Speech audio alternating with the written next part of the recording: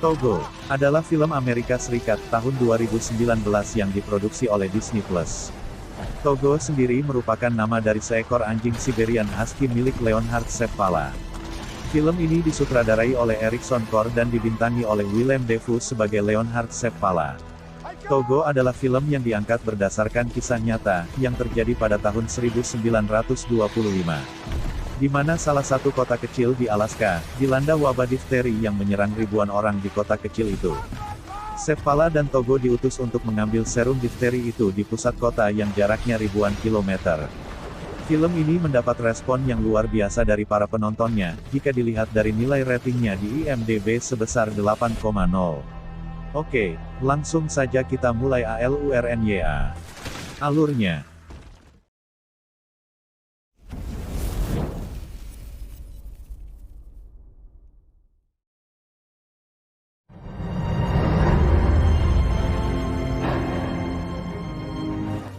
Cerita diawali di mana Seppala dan kereta seluncurnya baru saja pulang dari bepergiannya. Di perjalanan mereka bertemu dengan sekawanan karibou. Seppala khawatir dan bersiap mengerem kereta seluncurnya, jika Togo mengejar para karibou itu. Namun Seppala terkejut, ketika Togo mengabaikannya, dan terus berlari mengikuti arahan Seppala. Saat Seppala menoleh ke belakang, ternyata ada badai yang akan datang. Seppala beranggapan, bahwa badai kali ini sangat istimewa, karena telah mengubah insting Togo, yang sebelumnya selalu mengejar karibou selama 12 tahun. Good dog.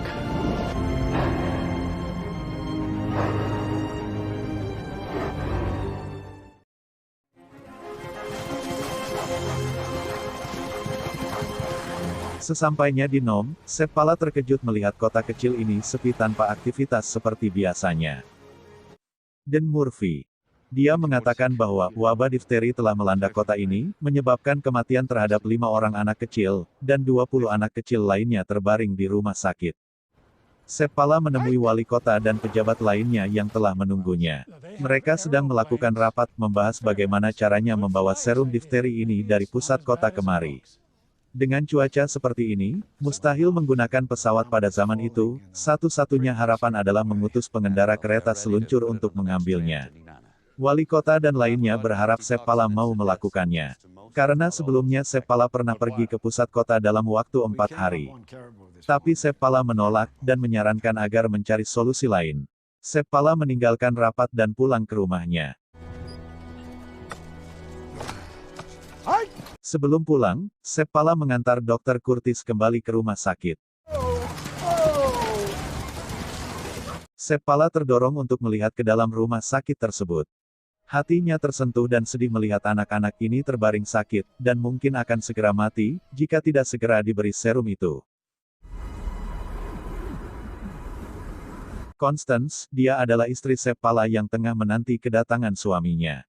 Dia bertanya kepada Seppala, apakah dia akan pergi ke pusat kota untuk mengambil serum itu. Seppala menjawab, dia belum memutuskan. Constance tidak ingin Seppala pergi, karena badai sedang melanda Alaska. Dia meminta, jika Seppala pergi, jangan membawa Togo, karena Togo sudah berumur 12 tahun. Terlalu tua untuk bepergian jauh dan menjadi pemimpin kawanan anjing penarik kereta seluncur. Namun Seppala berkeras akan tetap membawa Togo jika nanti ia pergi, karena dia akan mati di perjalanan jika tidak membawa Togo. Malam hari sebelum mereka tidur, wali kota datang ke rumah Seppala. Dia berkata, tidak ada pilihan lain selain mengirim Seppala untuk mengambil serum itu. Seppala adalah satu-satunya harapan kota ini. You're going to ride in the sled when I tell you. No squirming, no arguments for once.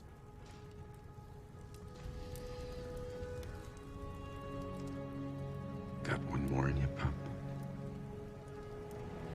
Seppala akan pergi bersama Togo sebagai pemimpin anjing lainnya. I'll be back before you know it. I won't even make the bed.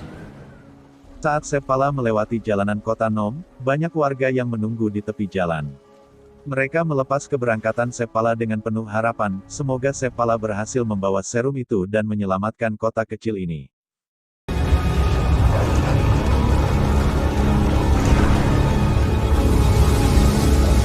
Baru berangkat dah diterjang badai dong. Di sini kita juga dihubungkan dengan konflik masa lalu Togo. Bermula dari Togo kecil yang sangat lincah, namun pembuat onar dan biang masalah bagi Seppala.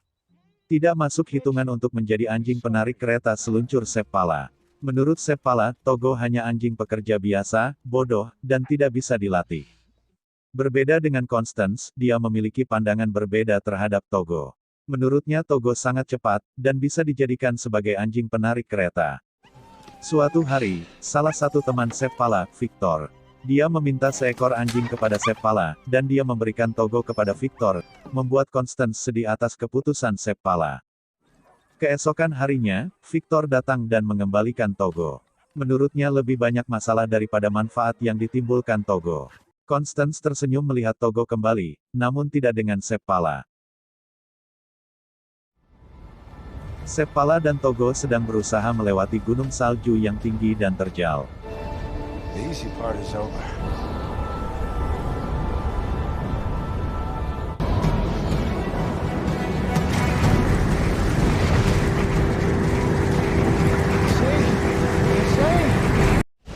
Saat mereka menuruni gunung itu, percikan salju dan angin membatasi pandangan mereka. Tanpa disadari mereka menuju ke sebuah jurang. Dan Seppala melakukan pengereman mendadak.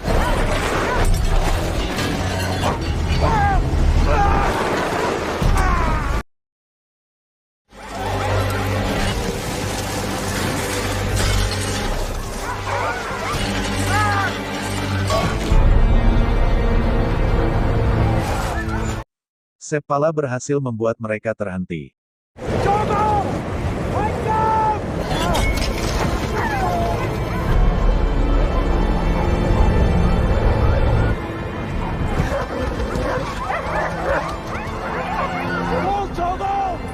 Togo berhasil beranjak naik dan menarik anjing lainnya. Kaki Togo terluka akibat hal itu.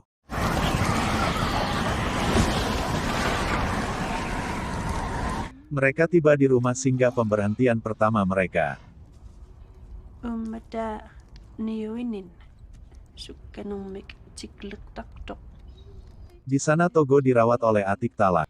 Dia adalah orang suku asli Alaska. Saat Togo kecil, Seppala sering mengurungnya karena selalu mengganggunya.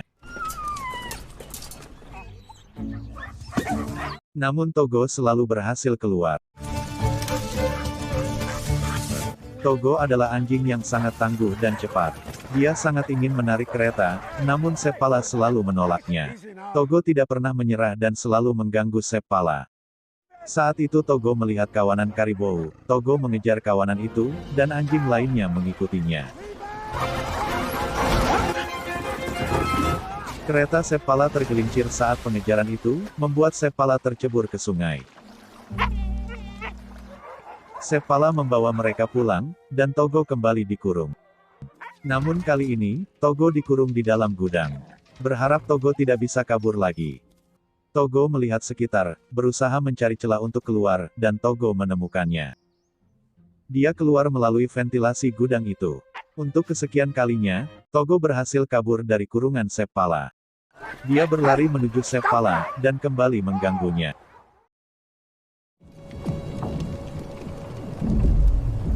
Seppala melanjutkan perjalanannya. Kali ini Seppala mengambil jalan pintas untuk menghemat waktunya selama 1 hari. Seppala nekat menyeberangi Norton Sound, sungai yang sedang membeku menjadi lautan es saat ini. Seppala berani, karena dia sudah pernah melakukannya sebelumnya.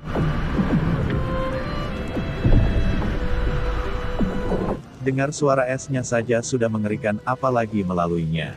Suhu dingin Alaska, mengakibatkan sungai ini membeku.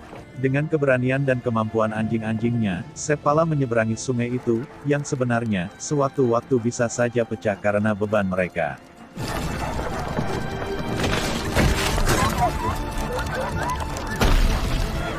Good dog! On by! Lautan es itu mulai retak, namun tidak membuat Seppala takut. Dia semakin menyemangati Togo, dan yang lainnya agar terus berlari dengan cepat. Tidak ada satupun rintangan yang dapat menghentikan mereka. Seppala berhasil menantang maut dan menaklukkannya. Akhirnya mereka berhasil melalui lautan es. Berita tentang Seppala yang pergi menerjang badai salju menuju pusat kota untuk mengambil serum tersebar ke setiap kota. Banyak dari mereka beranggapan, itu sama saja bunuh diri, karena saat itu, suhu minus hampir 51 derajat Celcius dan kecepatan angin 80,5 km per jam. Setelah melewati sungai Norton Sound, Seppala berhenti di rumah singgah untuk beristirahat sejenak. Pemilik rumah singgah sangat kagum dengan Togo. Menurutnya, Togo adalah anjing yang kuat dan tangguh. Seppala berkata, dia pernah membuangnya 2 kali.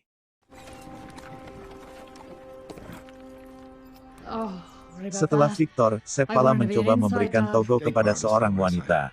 Wanita yang tinggal sendiri di rumah itu. Constance sedih dan ngambek. Togo yang cerdik, berusaha kabur dari rumah itu, dia menyusuri setiap sudut rumah, mencoba menemukan jalan keluar, namun semua akses telah dikunci oleh pemilik rumah.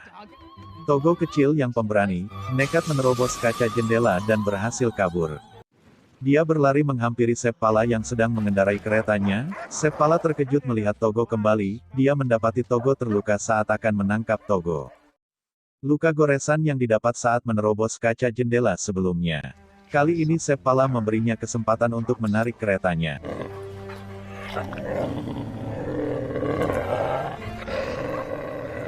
Togo ditempatkan di barisan belakang.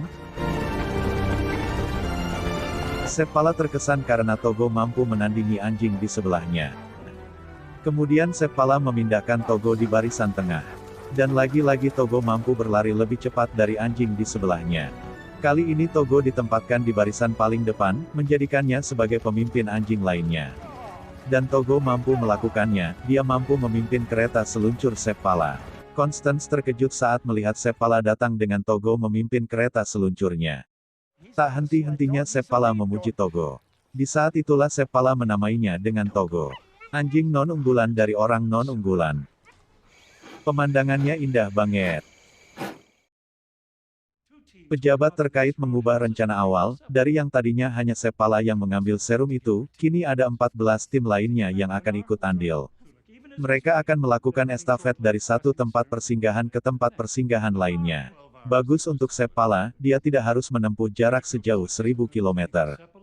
Tapi yang jadi masalah adalah, Seppala tidak mengetahui hal ini. Bisa saja Seppala tidak bertemu dengan pengendara lainnya, karena sangat kecil kemungkinan mereka bertemu dalam keadaan cuaca seperti ini.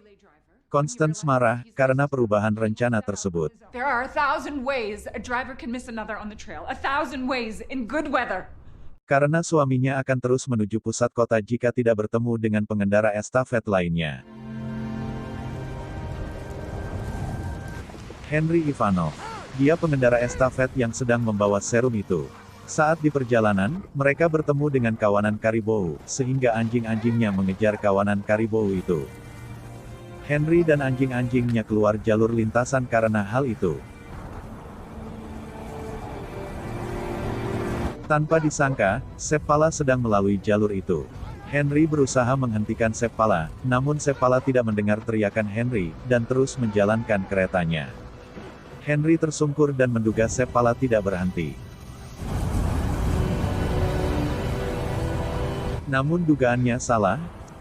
Seppala berhenti dan menghampiri Henry. Menurut saya, Seppala berhenti karena Togo mendengar teriakan Henry, dan melihat Henry mengejar mereka, sehingga Togo berhenti berlari. Tapi itu hanya praduga ya, hehehehehe. Oke, kita lanjut. Seppala dan Henry berhenti di rumah singgah untuk beristirahat. Henry bercerita mengenai estafet serum ini.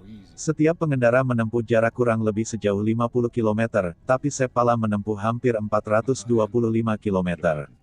Menurutnya, tidak ada satupun dari mereka setangguh Seppala. Seppala melanjutkan perjalanan, kali ini perjalanan pulang kembali menuju Nome. Alright, Togo! Hike! Dan lagi, Seppala akan melalui Norton Sound, sungai yang membeku itu, dia kembali menantang maut. On straight!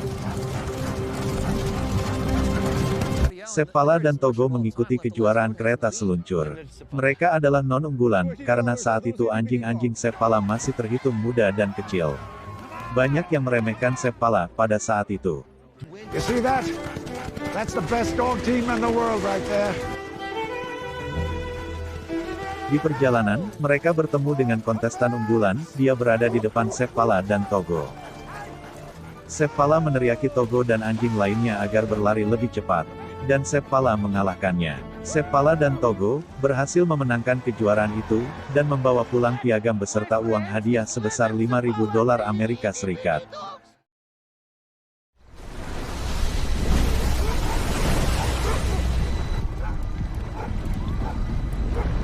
Sesampainya di pertengahan Norton Sound, kondisi lautan es telah berubah.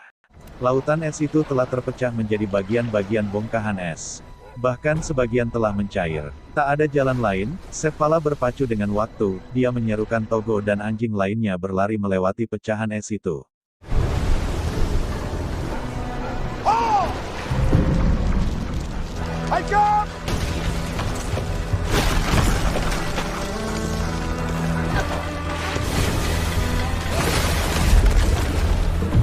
Hike up!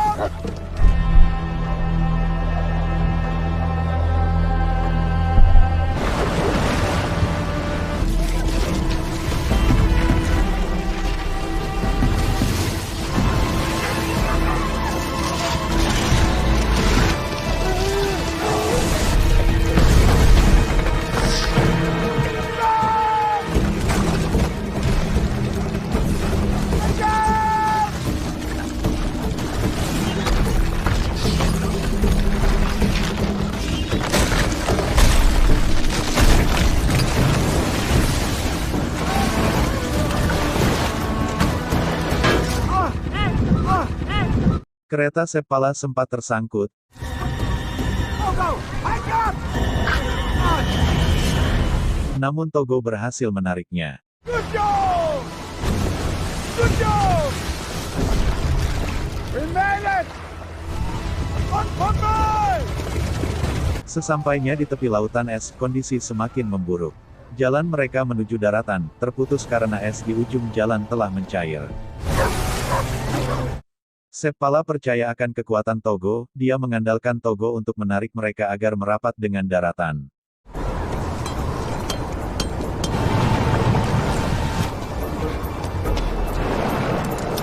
Dia melempar Togo, dan mengaitkan tali kepadanya. Forgive me.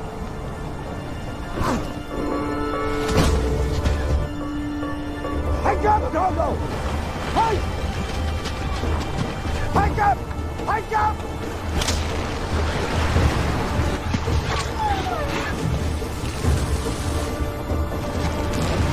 Pull up!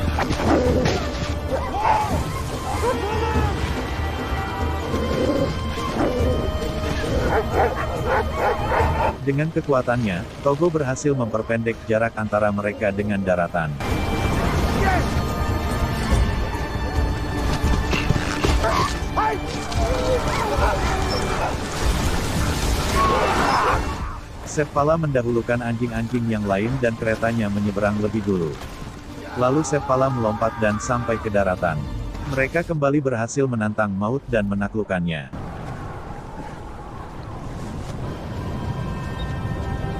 Good dogs all!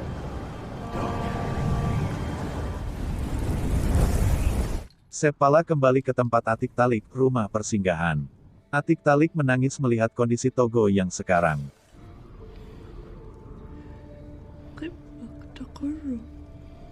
Menurutnya, Togo sedang sekarat karena perjalanan yang telah ditempuh Togo. I can do to help. My greatest worry. Pengendara lain, Gunnar Kasan, berangkat dari Non ke rumah singgah, dia akan menunggu serum yang akan dibawa Seppala, dan membawa serum itu menuju Nom. Dia menggunakan kereta dan anjing-anjing Seppala, di mana Fox dan Balto menjadi pemimpin anjing lainnya. Saat Seppala ingin melanjutkan perjalanan, Amituk memanggilnya, dan menunjukkan kondisi Norton Sound sekarang. Norton Sound kini telah mencair dan menjadi sungai. Menurut Amituk, Seppala telah mencurangi kematiannya. Di perjalanan Seppala berhenti sejenak, dia ingin mengistirahatkan Togo, dan membiarkan anjing lainnya yang menarik kereta. Namun Togo menolak. Togo memiliki hati penyintas dan jiwa pemimpin. Togo tetap ingin menarik kereta dan memimpin anjing lainnya. Seppala menurutinya. Di pertengahan perjalanan, mereka kembali diterjang badai, sama seperti halnya saat pertama kali mereka memulai perjalanan ini. Karena jarak pandang yang terbatas, Seppala meminta Togo untuk membawa mereka ke rumah singgah Big Joe.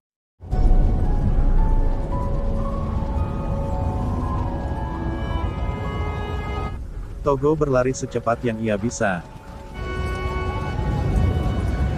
Bahkan tidak berhenti saat Seppala tertidur. Seppala terbangun dan mendapati keretanya berhenti.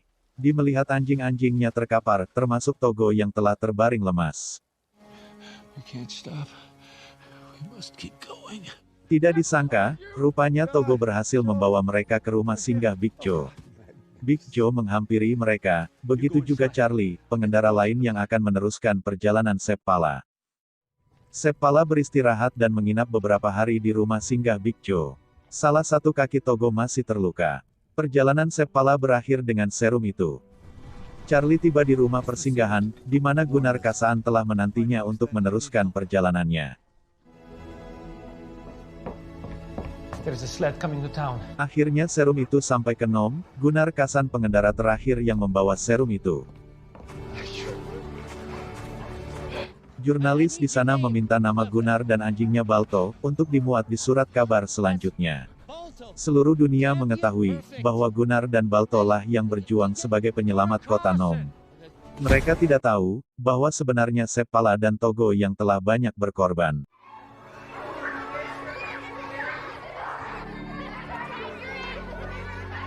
Anak-anak telah sembuh dari difteri, dan kembali ceria. Saat Seppala akan pulang, Seppala tidak menaiki keretanya, melainkan jalan kaki. Dia kasihan dengan Togo yang telah menghabiskan banyak tenaga, berjuang sangat keras. Constance telah menanti kepulangan Seppala. Dia terdiam, saat melihat suaminya berjalan kaki, tidak menaiki keretanya. Sebelumnya Seppala sangat tidak suka jika ada anjing di dalam kamarnya.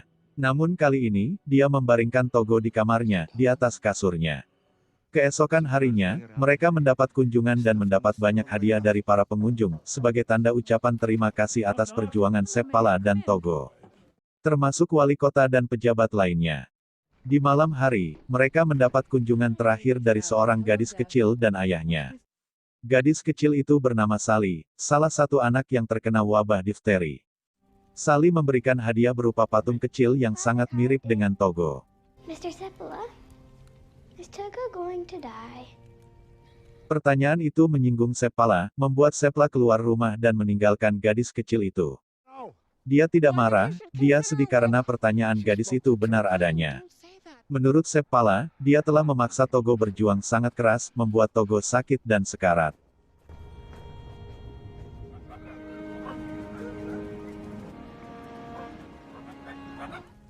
I have to go. I have to go to work. Forgive me. Beberapa hari kemudian, Seppala melakukan aktivitas seperti biasanya. Dia berangkat kerja menggunakan kereta, tapi kali ini tanpa Togo. Togo sedih dan tak rela Seppala pergi tanpanya. Begitupun Seppala, dia pun sedih karena dia tidak bisa membiarkan Togo menarik kereta, dengan kondisinya yang sekarang. No, no, no, no, no, no, no, no, Togo, hey! Bukan Togo namanya, jika tidak tahu jalan keluar. Togo berlari mengejar Seppala, dengan kaki yang masih belum pulih. Constance mengejar dan terus memanggil Togo, namun Togo tetap berlari mengejar Seppala. Seppala berhenti saat tahu Togo mengejarnya.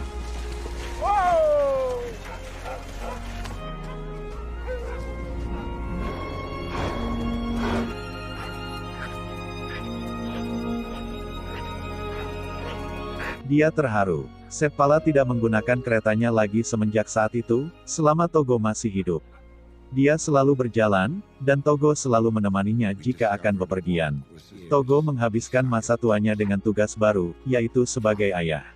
Saat 48 negara meneriaki Balto, sebagai pahlawan Nom.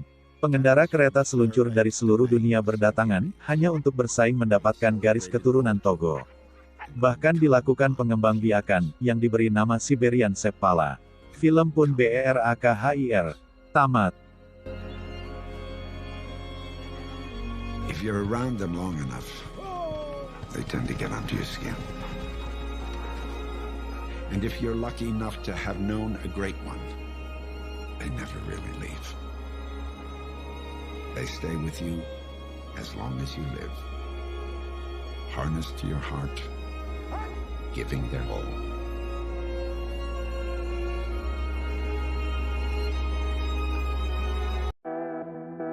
Menonton film ini, mengingatkan juga pada film lainnya seperti Hachiko dan Eight Below, yang juga mengisahkan tentang persahabatan antara manusia dan hewan peliharaannya.